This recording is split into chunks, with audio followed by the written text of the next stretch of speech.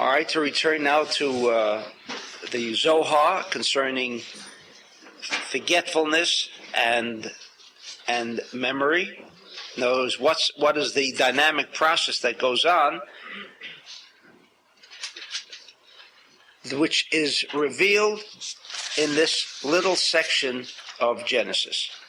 And the Zohar continues, Al-Kain hamakom shehaya bo shikha. In other words, when we suddenly forget something that happened, we experienced something, and then we try to remember names, places, dates, or whatever. Suddenly there's a blank. Does it mean that it doesn't exist? It's been wiped out like in a computer? We know that in spirituality or anything of a metaphysical nature, never disappears. Never. Once it's been recorded on a metaphysical level, and what is information that's registered in the mind, it's certainly not physical. If you write it down on a piece of paper can be destroyed, while the letters won't be destroyed, and the energy of that is contained in those letters. But still, we'd have no access to where we can refer back to something that no longer exists. But in the mind, there is no such thing. The proof of which is that at a later date, we suddenly remember the information. So something happened, that there was a period of a lapse of what is known as a lapse of memory. Why does that occur? Now, this has been investigated and over investigated, and still there is no conclusion as to why and what happened that causes shikha, forgetfulness.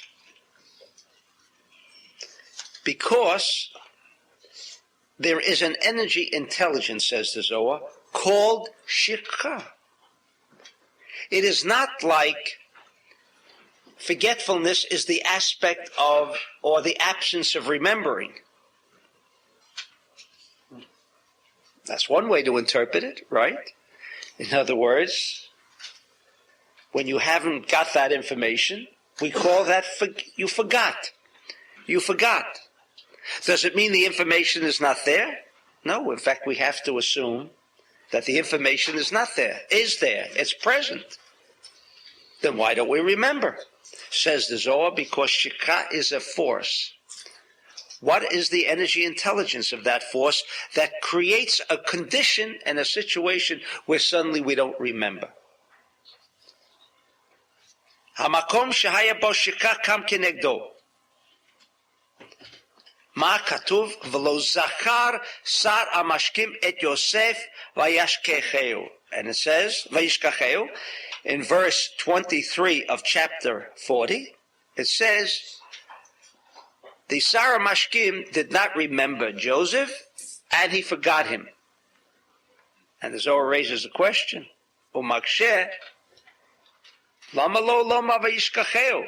It says that he didn't remember. The wine steward did not remember Joseph interpreting the dream and telling him that he would again be restored as Pharaoh's chief wine steward.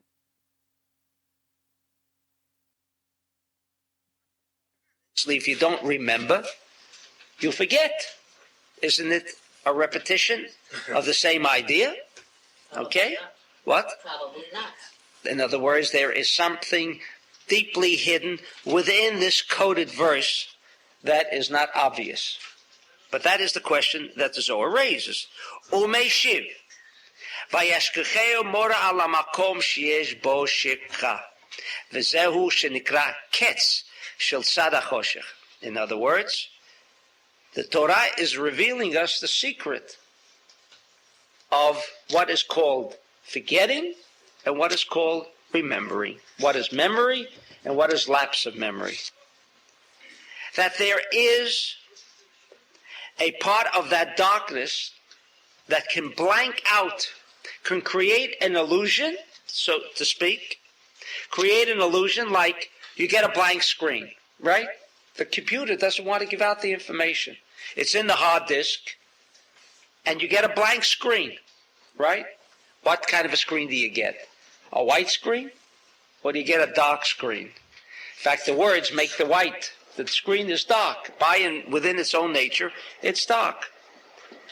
So he says, the Zohar, that this aspect of forgetting is not the fact that the memory is not working. No, there is a force called choshech, and it's referred to as ketz. Ketz means end. What does end indicate? Wherever it says the word miketz, like in the second word of this portion of the week, it says vahi miketz, and it was at the end of the 2 years, of the days, which we still do not understand. 2 years doesn't mean days. It could mean 700 or 820 or 30 days, but 2 years means 2 years, which would be sufficient. So the Zohar says there is a force which is known by its code name Ketz, that causes this force, this remembering, this energy force, this storage, this bank of memory to become for the moment an illusionary blank. How do we know that, says the Zohar? Because it says, V'lo zachar sara mashkim et Yosef. The wine steward did not remember. It doesn't mean that he didn't remember. The force of zechira, the energy force of remembering was not there. Do you know why it wasn't there? Because a force called shikha, forgetfulness, a force that is a dark part of the dark force that creates an illusion as if it's not there. This is what happens when we want to tie a package and we're looking for the string, right? And we don't see the string, and we look all over the house for the string. And where is the string? Right next to the package. How is that possible? What? Oh, sometimes it's even in your... Yes, that's true. Sometimes it's even in your hand. How does that happen? Are we stupid? Certainly not. I mean, we won't even admit to that. So what other answer can we give? That suddenly comes an aspect of force. It's an illusionary, it's a temporary force, but nevertheless an active force in the world of illusion. Therefore, certain magicians can make things disappear. Now we know the things didn't move. Certainly he couldn't have moved the 747 Boeing jet in front of 10,000 people and make it appear as if it disappeared. And everyone could have sworn that it did disappear from their very eyes, 10,000 people. This happened recently. Or the Statue of Liberty disappeared before the eyes of people. What that magician is doing, what he doesn't know or doesn't realize what he was actually doing. He thinks he was doing something else. But that something else that he attributes this creation of an illusion for 10,000 people is that he has the force and the knowledge and the know-how to activate that realm of shikha, that force of shikha which is in each and every single one of us, to activate it at that moment, and we see blank, as if nothing exists.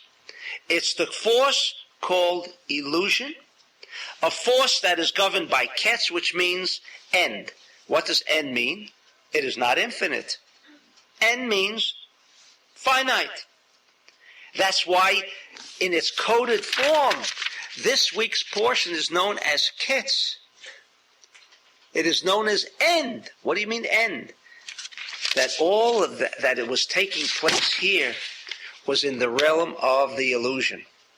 And that was the mistake that Joseph had. Now someone might ask, wouldn't Joseph know if this was illusion or not? How could he have made the mistake? Someone raised this question afterwards. He's still a chariot.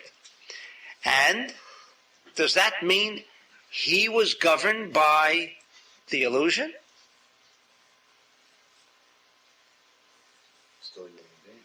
It's impossible. We just answered that once he had passed over the hurdle of the incident with the wife of Potiphar, he emerged and arose to another level of consciousness called Yesod. In that level of consciousness, there is no aspect of illusion. So how could he have made that mistake? The answer is he didn't make a mistake. Because again, we are falling into that trap that he was 2 years too early, right? Because didn't it work out that he was taken out anyway? So don't think for a moment that he was suffering those 2 years extra because he was disappointed in the lapse of memory of the wine steward. The answer is don't fall back into the trap. If we have established that Joseph was a chariot, that Joseph was not maintaining his life, but that life was maintaining him, so he was already out of the dungeon, out of the jail before he got into the jail. What he was doing is watching the movie of Joseph, the physical one, going through these periods of ups and downs. But the real Joseph, meaning the one who was sitting and watching the movie because he knew this was part of the cosmic structure. The Jew ultimately, says the Zohar, was destined to go down into Egypt for his incarnation tikkun. He was the same Jew that was in the generation of the deluge, the flood. He was the same Jew that was in the Tower of Babel incident and still didn't learn his lesson. And therefore, he returned now. He returned again to go through an incarnation period of cleansing in Egypt. Joseph knew all this.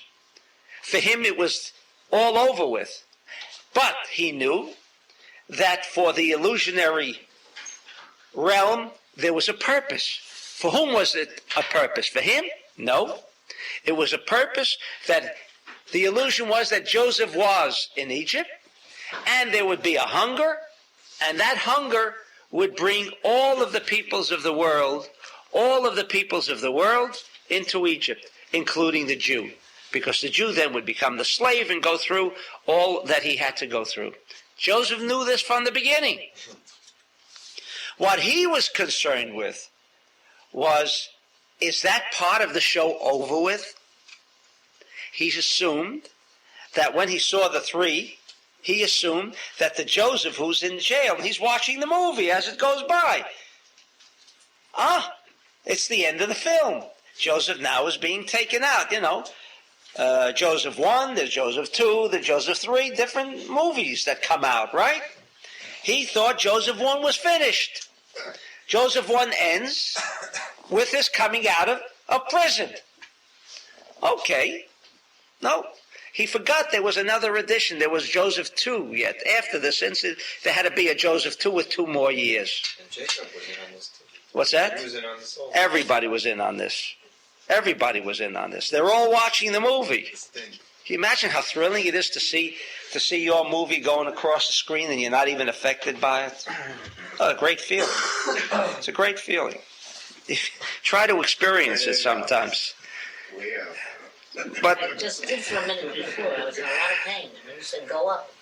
Look, then I did. Go out. Pain's gone. All right. So it does work. In any event,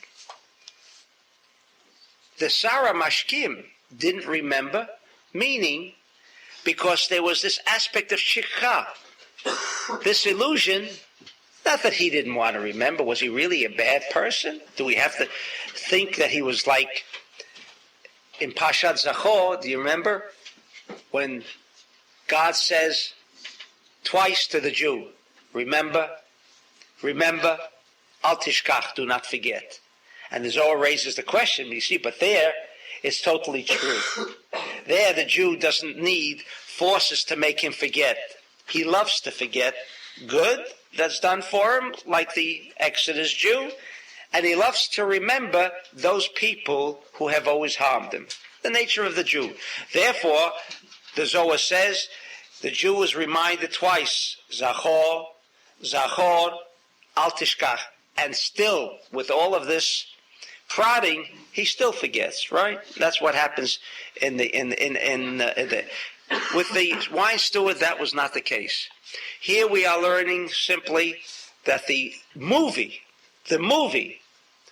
the movie of remembering, meaning the manifestation of Joseph now coming out and emerging from this prison, didn't arrive yet. Why didn't it arrive yet? Why didn't he remind? Why didn't he remember what Joseph had done for him? Because the force of forgetfulness, the force that is floating here and around us all day and all night, prevented the wine steward from revealing this dream that he had, that David interpreted, because it would have meant out. It would have meant that he could now go out, because Pharaoh would be impressed, and the illusion would be condensed in time. Not for that realm of the physical reality. The show must be played out. Therefore, it's not a question of repeating. It's telling us, says the Zohar, why didn't he remember? Because there is a force called shikha. There is an illusionary force known as ketz that prevents us at different times from remembering or accessing into a computer that we could not or would not make mistakes.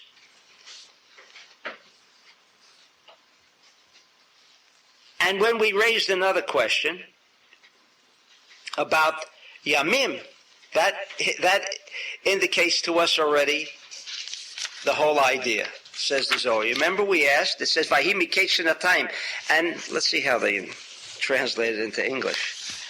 And it came to pass, in Miketz, chapter 41, first verse, and it came to pass at the end of 2 full years, a corruption. Where is the translation of the word Yamim? Yamim means days. Vahi Miketz Chanukah means, and it came to pass at the end of 2 years. But where is the word Yamim? Totally overlooked. Why is it overlooked? Because it makes no sense. There's no reason for the Torah to inject the word Yamim. But again, if we can treat the Torah as a cosmic code, What does it say in the Torah? Vahi Miketz Chanukah Yamim, or it should say Vahi Miketz Shnei Shanim or Shnatayim. That would have been sufficient. If all the verse meant to indicate here is 2 years. So the Zohar, again, extracts from this word Yamim another secret that we can use in our daily life. And that is, when you have a tziruf shalem shel tikun,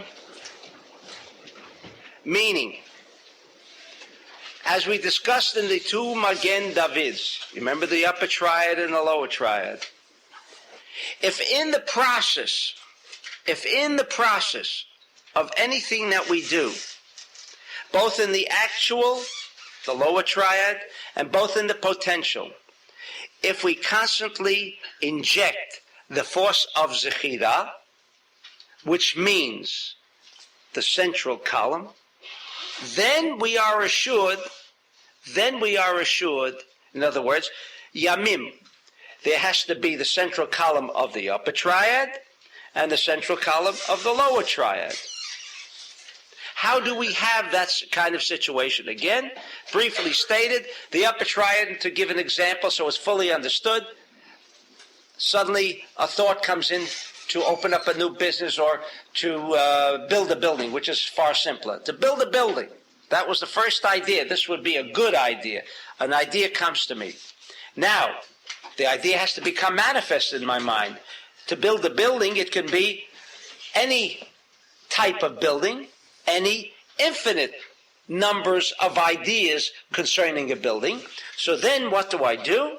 I then say, no, an apartment building, an office building, a store, or other types, or whatever, combinations.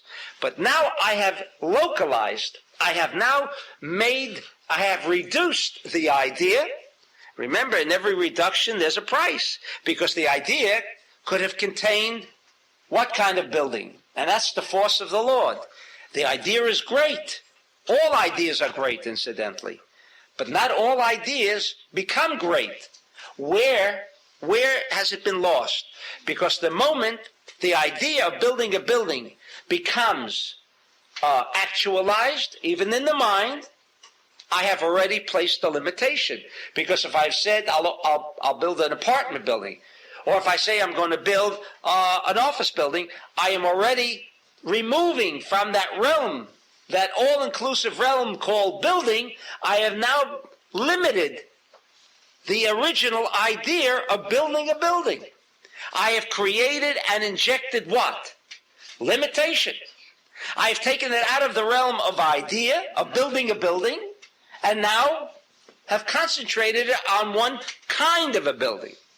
The moment my mind has done that, I have reduced the idea with all of its potency, with all of its power. I have now subjected it to a small, infinite role. Finite. What's that? Finite. To a finite idea, where this could have been infinite, now it's finite. Now maybe I should have chosen, at the end I'll find out, right? Which was the right idea. If I lose, if it goes busted, it was a bad idea. Wrong. If I make it, it was a good idea. Wrong. The idea never changed. It included everything. So what makes a good idea a bad idea? When you inject, says the Zohar, that central column idea, when you say, all in the mind, all in the mind, why am I putting up that building? Is it for me alone? I would not do it. But by virtue of putting up this building, in addition to my benefit, there is also a benefit for others. That's the reason I'm going to do it. That is called the central column energy force. When you inject that kind of energy, into any idea, there is never failure at this point. At this point. Rav, Yamim is also a mirror image. Yam. What's that? Yamim is also a mirror image. Yam for the upper triad. Okay. All right, you get it. Yeah, it's good. Okay. You have also Arav. Okay. He was Sfirat Yesod. Right. So we have learned that Yom is also a Sfirat. That is what the Zohar is going to say. So you have two Sfirot. He's going to That's say how you reach Tiferet. the two Sfirot are going to be Tiferet and Yesod. The two forces that make things become reality. That's exactly what he answered. יסוד או יסוד או מלכות? What? תפארת אין יסוד או יסוד? No, Yesod and Yesod and no. Okay, now we've taken the actual. All right. So now that I've injected that central column energy force in my mind, I have not contained the idea. I have actually broadened the idea that it now will become manifested correctly, because I injected the idea into this idea that it is not for me alone. Now we have completed the thinking energy, the thinking consciousness that must go into every single idea of our life. If you want to ensure success, and I mean success meaning it is worthwhile not only in terms of money, but in terms of no aggravation. You know, you can make money and then pay for it in hell. But we're talking now of a total inclusiveness of what is good for us, not limiting it to one aspect or another, but the totality of beneficence that comes when you connect with the force. Rav, could you do it for something that is already in progress? In other words, an idea that has been planted, seeded. You know what we learn in Kabbalah? It's easier to make an operation on the seed than on the tree. It's a lot easier. It's a lot easier to do genetic engineering than when the child has already been born with a abnormal or an abnormality or a deformity. A lot easier. Whether things can be changed, Kabbalah deals with that too. But what we're dealing now with is getting to the before things become manifest in the wrong way. Because once he's made a decision to build this kind of a building, and he did not inject that central column energy, then however it turns out, even though it may turn out in his very minute, finite mind that this was a success, it may have brought who knows what else in the way of liabilities. We are discussing how we can have an overall and all-inclusive beneficence out of whatever idea we have in which we want to make it manifest. So we have now all of this established in the mind, but that is not going to produce a building, the fact that I have established it in my mind. The next step will be to take that idea and make it actual. The first step, the first procedure in making something actual would be to take an architect and now put it down on paper.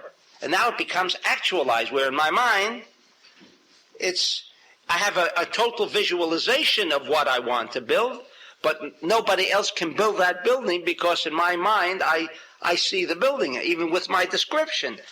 And so I describe that entire visual perception to an architect. Now he puts it down on paper. And now it's ready to go. Then that paper could mean anything. But then we begin to localize it, because the paper that this building is on could be on 47th Street, it could be on 57th Street, it could be in any number of places. Again, even in this aspect of the drawing boards, remember that it is infinite insofar as once it's going to become localized in a certain area. Maybe a good building was placed in the wrong location. It's a possibility. Now, how do you know? Now we're talking about the actualization. How do you know that you can be certain that it's going to work out? Because if you go to the wrong location, it may not be rented. An infinite amount of problems can arise by that decision of placing it now in a particular area. Comes along now the second restriction that must be injected. The second restriction, which makes the actual become actual, and that is yesod. There's another restriction you go through. You say, now that I'm going to put up this building, these plans of a building in this location, and it's going to be do this, that, and the other. But why? Why is it? Is it just for me? Or I will share with others, maybe the proceeds, maybe in the form of tzedakah, or I shall locate an institution or whatever. But within this concept, there is not me alone. Then you have injected now another stage of restriction, referred to by the code name of Yesod. And when these two, the first one of restriction, which is Teferet, and the second one, which is Yesod, become manifested, these two become manifested, then success is there. Then you emerge from any problems that you think might have arisen. You have ensured the removal of any of this uncertainty, this illusionary doubts that could arise. Therefore, says the Zohar, Vayhi Miketz Chanukah Yamim, it's not talking about years. It's not even talking about years. He's telling you that when these two emerge, the two triads emerge with their two central columns, then there is no question that the time has come for success. The time has come that he will leave the prison, because the second aspect has been merged. And then we have the story of Pharaoh, how he was removed from the prison, and so forth and so on. So, the two yamim, what are they? Sfirot. Yeah, no, the Sfirot. That's right. Tiferet, Tiferet is the central column of the upper triad, right? Chesed, Gvur, and Tiferet. And then Netzachot, Yesod. Yesod is the second one. That's when he would come into play. He thought that he had already come into play before, but it wasn't there yet. The cosmos did not come together yet to create the situation. In other words, Jacob is watching the film, and he saw I saw a 3-column. He saw 3 clusters of grapes. 3 clusters of grapes, he assumed, was the actual triad, the lower triad. If it's the lower triad, now he's ready for manifestation. Now the purpose of him coming to Egypt is going to become revealed. What is the revelation? That he would become king. He would be able to translate and interpret Pharaoh's dream. There would be abundance, and everybody, and the Jews would finally and ultimately wind up as slaves in Egypt. That was the purpose of him emerging from prison to become the king, second to the king. And then he would be instrumental in having Jacob, all of the sons and the family, come into Egypt. When is the time for that cosmic event to take place? Because as I said before, we think we're in control. We think we make manifest destiny. No. We can only make manifest cassettes. Which one we can choose, yes. But once we have chosen a particular program, there is nothing, almost nothing, I won't say nothing, there is almost nothing that the average individual can do to alter that cassette in midstream. The only time we can change from one program to another, from a better program to an even better one, is only by virtue of the Magen David, by this process of the 2 restrictions. That Joseph would emerge from the prison, he knew he would emerge. But there was a cosmic time schedule. When would that happen? It had nothing to do with anybody. Nothing to do with him. If he was doing what he had to do, it was going to happen. There is only one thing that all of us can ever do in our lives, is restriction. That is the only aspect of free will, is restriction. All of the other aspects, we think that we're motivating, we think we're running things all around us, we're running the environment, we control the environment. From a Kabbalistic point of view, the only aspect that you can include as a point of free will is the aspect of restriction. At that point of restriction, you can then say, I've changed my cassette. But once you have changed your cassette, your program, whatever that program is, you have no say over it. It moves you. It's like, for a tzaddik, he's very happy with it. He's maintained on a beautiful cassette. Who wants to change things? He's being maintained.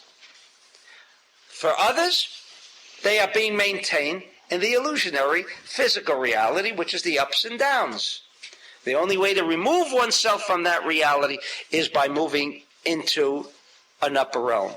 When these 2 sfirot come into play.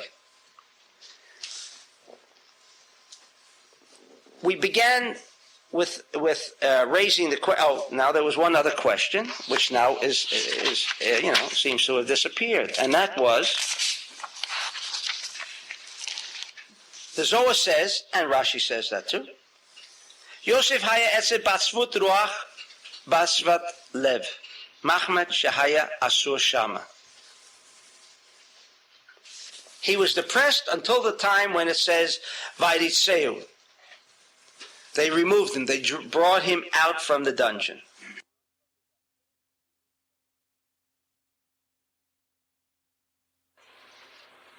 Did I mean depressed or just down?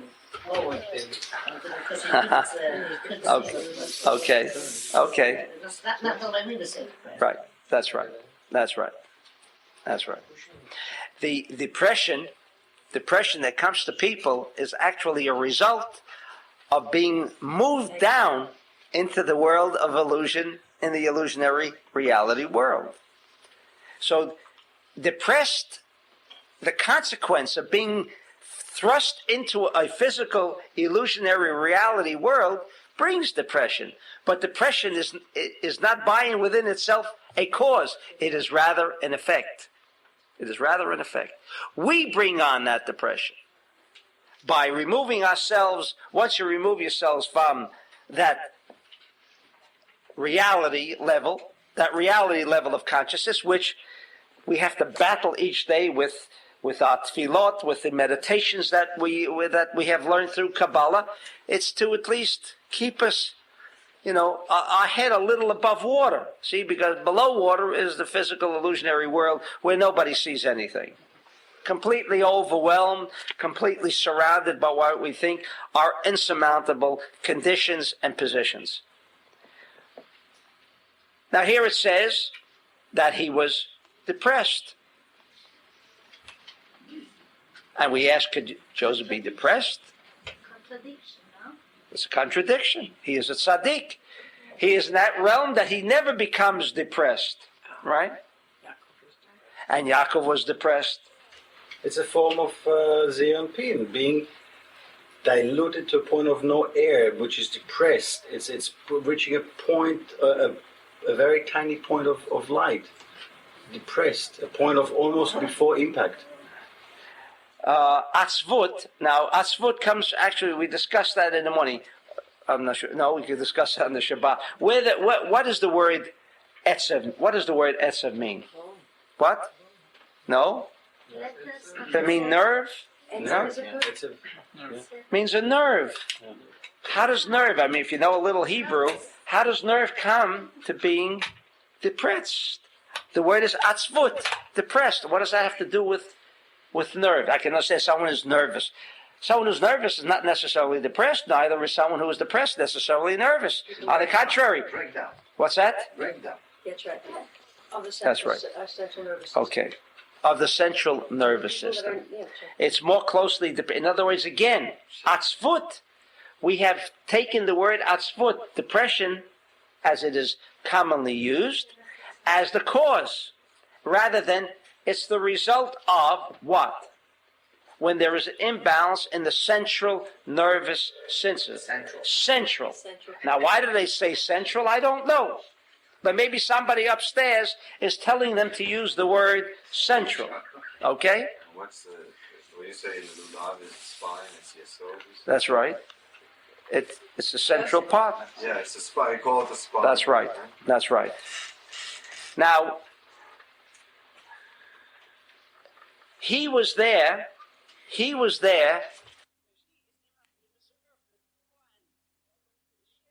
Do you remember? And when he was looking at the movie, don't you cry sometimes in a movie? What are you crying? I mean, come on.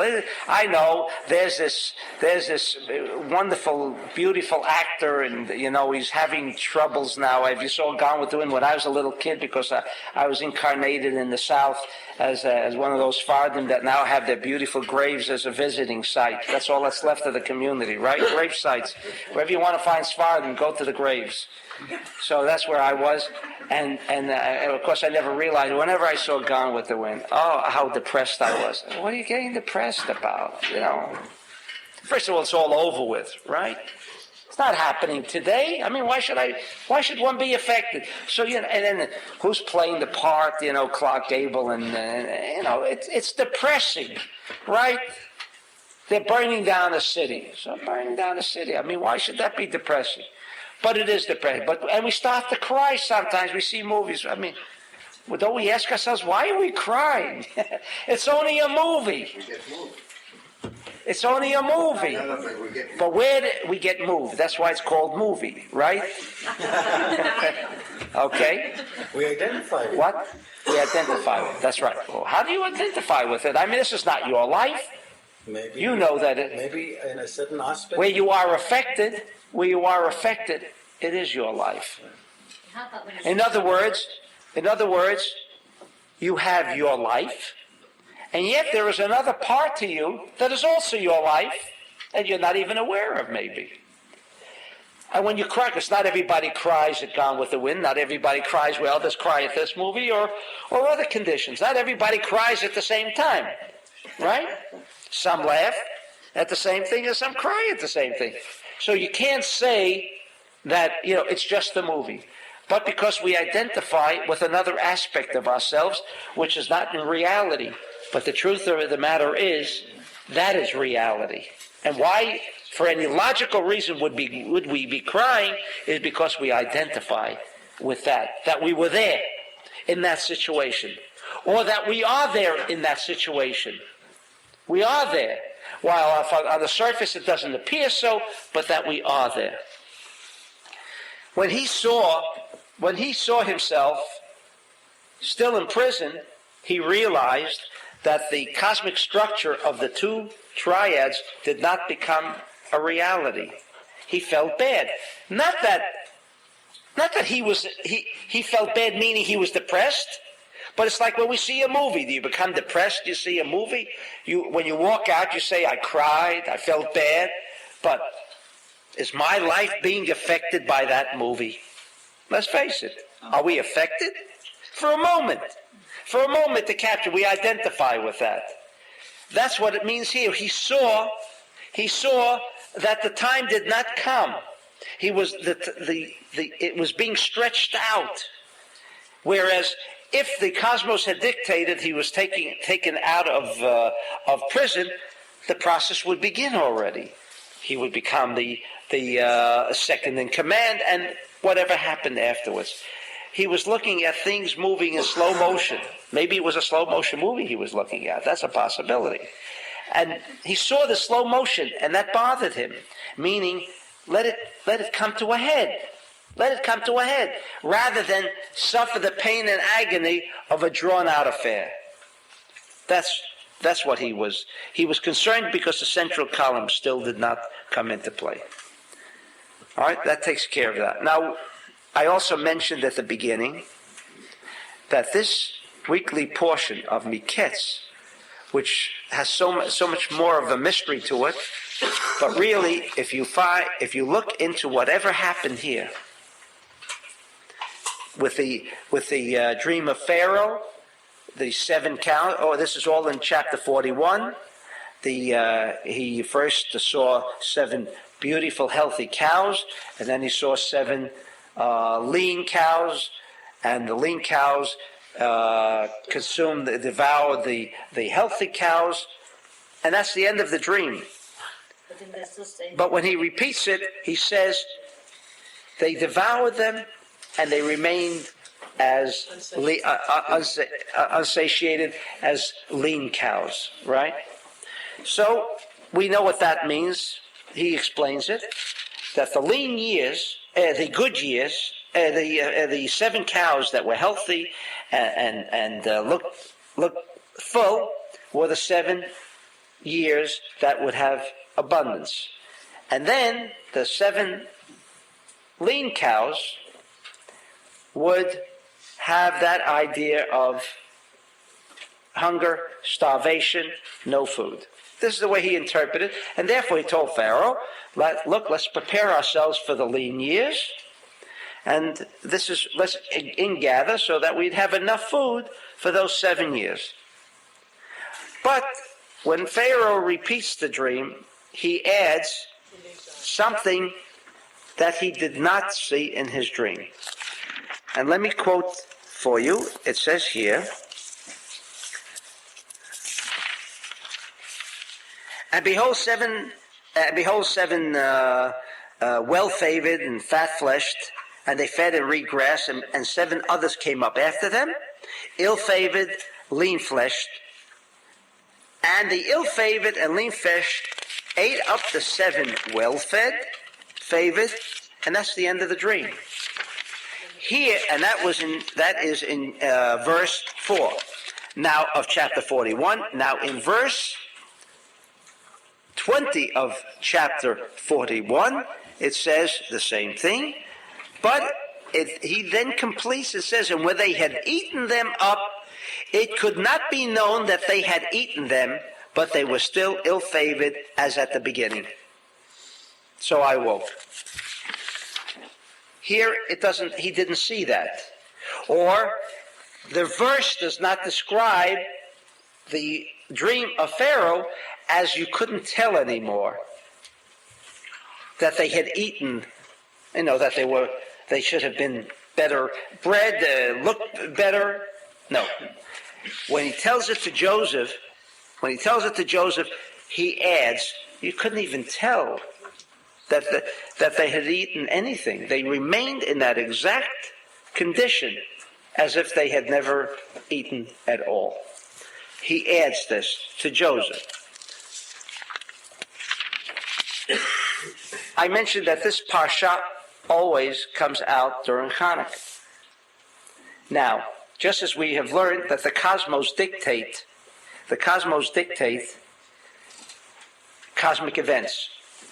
It is not the events as we see them, like Hanukkah, that we celebrate it as a form of tradition, Purim as a form of tradition because the Jews were saved in both instances, but rather, when we are participating in this holiday, we light the candles not because the Jews were victorious, not because they found a vial of oil, not because of the miracle that the oil lasted 8 days.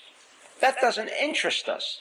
Those are only the code preparations for understanding what the cosmos were about and how we can tap that kind of energy that appears in this particular period. We are not concerned. Tradition, as we know from a Kabbalistic point of view, has no presence in any of the holidays described in the Torah.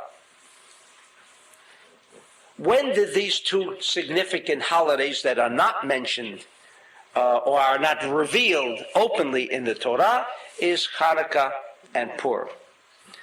Now, from what we have learned, we will understand why Miketz, from a cosmic point of view, indicates exactly what Hanukkah and what Purim is about in relation to what we discussed this evening.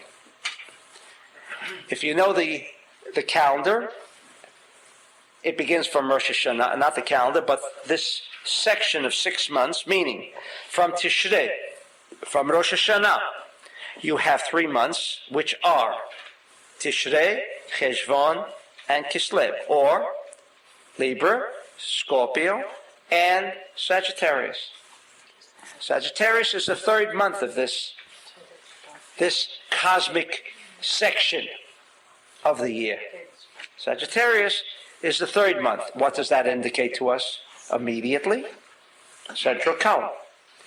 You then go on to the next group of 3, which is Capricorn, Aquarius, and Pisces. Pisces, again, is the 3rd month. Now, is it any coincidence that Purim and Hanukkah happened in these 2 central column months? The answer is, of course not. It was not by chance. The cosmos dictated it. And the structure of the holidays are indicated in exactly what we discussed this evening. Maybe you don't see immediately the connection, but there it is. What happened on Hanukkah? What happened on Hanukkah? We read of a story that didn't affect any Jews at all. Didn't affect the Jews. Yeah, this fellow Antiochus, what did he want? Look, bow down to an idol, bow down to bring the pig for a sacrifice.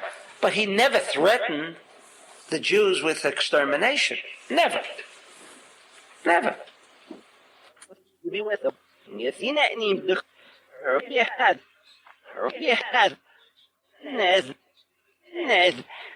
What did he do so on that? Wat is toch niet aan het gaan, dat is een schwestloze verhaal. Dat is wel gedaan. Een schwestloze die Amsterdam wie een hele bedrijf ja, nee, maar dat zou ik niet leuk, dat wordt met sla in de band. Dat wordt met nou wel al van de schwestloze verhaal.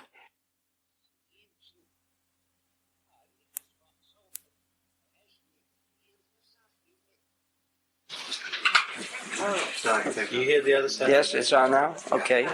Oh, I thought I could have relieved myself and just let me listen to the program. No, okay. No luck. All right. Okay. We see a holiday that has a completely mystical attitude attached to this holiday. Lighting of candles. The people were not involved. In fact, it was the high priest. Why is that? Because in the cosmos, the 3rd month of this 6th group, which again means the Magen David, deals with the upper triad. It does not come down to the nitty-gritty. It's all in a potential state. All in a potential state. In fact, we know that Purim, in a chronological order, preceded Chanukah,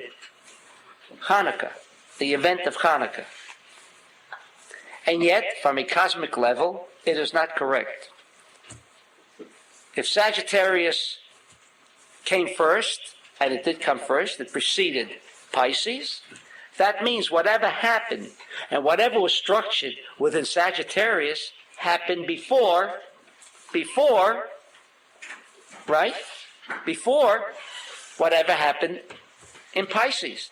And yet, here it came out that the holidays, the success of the Jews in both cases, one precedes the other. Purim, which preceded Chanukah, comes after Chanukah. To indicate to us that the potential state will always precede the actual state, as we discussed today in Miketz. This is the way the cosmos operates. You can't change that order. What we find in Chanukah is things done in a very potential state. But that doesn't mean with that we can reap success or we can be free and etc. No. It requires the second state that injects, in other words, the Sfirat Yesod, or in this case Pisces, of which Joseph rules over. That case was the actual case. So, when we see the people involved in the holiday, that refers to where? Purim. There was the action that was developed by the people. Insofar as Chanukah is concerned, we know there was a star of the show called Matityahu, the high priest. He, as in fact the Ari says very clearly, he prepared the whole holiday for the Jews at that time. He prepared, what does it mean he prepared? He revealed at that point the effect, the power of Sagittarius, which is the level of Bina. I don't want to go through the study of Chanukah at this point, but he made manifest. He was a chariot in a sense. He reproduced the event that was destined from the time of Genesis. Chanukah was created when Sagittarius was created, and it was in a potential form. Therefore, Chanukah is not referred to as the holiday of Mashiach. Chanukah is not referred to as the Chanukah. To your disappointment? No. Because what? Because he's Sagittarius. Maybe he wants, Because Purim is it's the only holiday we celebrate in the time of Mashiach. That's right. It is the only holiday, meaning why is it the only holiday? Because it means the culmination. You see, because in the upper triad, you can still have the problem of Shikha. You can still have the problem of it never becoming manifest. While Chanukah became manifest, it was no guarantee that the Jew would do the job during Purim. Fortunately, it did become manifest. The aspect of Mashiach is here. It is only here for those who recognize the Zoharic interpretation of what Purim is about. The only ones who understand it, I think, are the Persians, even though they don't study Kabbalah. But they understand Mashiach already came, therefore what do you need mitzvot? What do you need anything? They're a little ahead of their time. You talk to Persians about religion, nothing, no more mitzvot, no tzedakah, no tefillin, no nothing really. Not necessary. Not necessary. Maybe they're right, I don't know, maybe. Just the direct connection. What? Just the direct connection. So Purim is even though it happened first in history, it's really the actual state as opposed to the potential, because that's the final point, which of the Magen David, because that is Yesod. Therefore, Joseph, who is the chariot for Pisces? Who is the chariot for Pisces? Joseph. He is the one that makes things, ideas, become actual, come into fruition. Isn't it also that Chanukah is warm? It's fire. What? Just Kislev. And Pisces is water. Okay. Yeah. Yes. Mine. Although, the Pisces are those who like things to be very comfortable. And they're right. They actually are right, the Pisces. They don't like too much movement and action. They're right. Because what is water? Chesed. It's the ultimate already when things are calm and Mashiach is here already. So now you know why Pisces are not movers unless they really, rise above it. The Chanukah is on the lower triad, and the Purim is in the higher. No, the opposite. No, I know this is what you explained. But we might misinterpret that fact because They're both female. because Purim preceded. So wouldn't you say that is on an upper level, Another right? way of, because the Joseph was connected to, not the Joseph, the Chanukah is connected to Yesod. No, to Hod, Which is Lord. higher. Hod. Higher. Hod, remember, was Aaron, the high priest, who became what? Chesed. Hold? I thought it was the No. Chesed, Hod, Yesod. You had Netzach, Hod, and Yesod. Yesod is Lower. lower triad. Lower. Chesed, Hod, Yesod. But Yesod is lower than Hod. Right. It's like And this is what the Zohar says, that if you study conventional astrology, you're really mixed up. Because all of the factors don't seem to fit the picture. Chanukah being of the upper triad, yet it happened later. But this is the significance. From Genesis on, Chanukah represented the upper triad. Therefore, there was very little action, and in fact, very little participation on the part of the people who are in the realm of Malchut. Along comes Purim, and there you have the participation of the people, meaning, unfortunately, from both sides, the act of exterminating the people, and the act of Geula from the point of view of the people who initiated. The Malchut rose to the Yesod, whereas Chanukah was the kind of the preparation. Even though in time, space, and motion, when did Chanukah come? Afterwards, right? But that's in the illusionary aspect of time, space, and motion. Therefore, there is a rule in the Talmud, Ein mugdam umucha b'Torah. There is no first, second, and third, no chronological order. This used to bother me to no end. What do you mean there's no chronological order in the Torah? Doesn't the Torah discuss a chronological history here of the Jews? It says, Ein mugdam umucha b'Torah. Oh, you can find something mentioned later on that really belongs before. How do you understand that? Because there are two realms. The confusing realm is the realm of the illusionary reality. There things seem to come first, and things like we do sometimes, we're ahead of our time, or sometimes we do things before. We act out something that should have first been thought about. I mean, we also confuse our thinking process. That's only in an illusionary word. The Torah deals with an illusionary word. But on another level, the cosmic level, what came first? Chanukah came first. What came first? The potential. The reality realm that is known as the real reality realm always precedes. Therefore, Chanukah is first. Even though in this chronological order of history, it seems that history dictates that it followed. So how could it be before? But it's not God. Yes, Chaya. Could there be a connection? We have Yosef, who is Yesod, that was born. Moshe and Aharon were born later. Yes. Yes. That also. That's why. That's the difference between the Ashkenazim and the Sfardim on Sukkot. The Ashkenazim say that the sequence of events of Sukkot is Abraham, Yitzchak, Yaakov, and it must be Yosef, Moshe, Aaron. And what a terrible mistake they're making. Even they count Sfirah. They count Sfirah. They should have changed the whole system in the Sfirah, because in the Sfirah it's Chesed, Gvura, Tiferet, Netzach, Hod, Yesod, Malchut. So what happens on Sukkot? There's another system for Sfirot. All right, that's the contradiction. If I can go back to Shikha, before the Rav was mentioning that the magician creates an illusion where the Empire State Building disappeared, or the Statue of Liberty.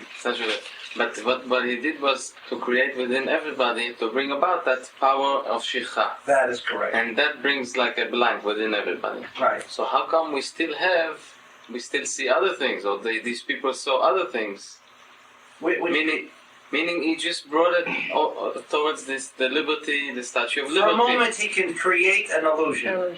Yes, but if it's an illusion, that means I won't be able to see anything. No. Not just liberty, the Statue of Liberty. No. There are, that's according to the Zohar, there are infinite forces of Shikha. There is a force, and I can forget where the string is. And remember, the package is here. There is not a total blank out. There is that force that blanks out whatever it wants to blank out. Most of us are blanking. Therefore, it's in control. For whatever reason, there should be a blank out. True, we see 5%. The 95 is blank and all. Okay? Yes, Shema. Hadam Yesod was Nefes's first born, Nesach and Hod. Yeah, what? Hadam Yesod, You mean, no, Yosef was born before. Yesod. But not the Sphira in Genesis 1, that's where the real reality came into existence. What came first? Netzach, Hod, and then Yesod. So why wasn't But in this illusionary world, it gets mixed up like the eye. You know how we see? First we see it upside down, and then it works itself out. In the upper three, it's in perfect order. Yaakov, Abraham, Yaakov, and the other ones, it's already in the illusionary world, so it can be twisted into a miracle. Yes. One final question, and I don't know if we could get. Which Yosef is the one that makes the restriction? The one in the movie or the one that watches it? The one that watches it. The one in the movie does not make it. Because the one in the movie is not real. That's right. Movies are not real. Yeah, but they look like they're real. Was he doing it in a metaphysical, the restriction he did in a metaphysical way? No, that part of Yosef, remember we said there's two parts to Yosef. Right. There's the metaphysical part and the illusionary part. The illusionary part is part of the movie. But maybe if he made the restriction in the first place and didn't tell his brothers about the dream, then they may not have had God. That's a good observation. Good observation. Maybe. Karen says that maybe. Joseph had made the restriction, right? In other words, he had to tell his brothers in a dream that they're going to bow to him and he's going to be a great man. Had he not told them his dream, restricted himself, maybe the whole Geula wouldn't have had to happen. Maybe the sequence of events as they took place because they may not have to happen. But they were looking for tikkun, so they were had looking to say for tikkun. But we know that tikkun can take itself. Why couldn't he have gone down to? Right, it didn't have to take 210 years. It could have taken 3 months, 2 days, and besides, couldn't he have sent him all the food to But they were not all the souls. But not all the souls that had to do that were present. Oh, but they could. But he could speed up the process and make them all. That's what the Persians wanted to do in Persia. They wanted to bring down all the souls as quickly as possible, but that couldn't happen. The Jews in Egypt, the women were giving birth to 5 and 6 and 7 children. That was the reason, to speed up the process. That's right. So they did. But Karen is saying maybe if Joseph had restricted and not mentioned to them the dreams that he instigated them by revealing the dreams that they would ultimately bow down to him and so forth and so on. Had he restricted and not revealed that, maybe he would have speeded up the process.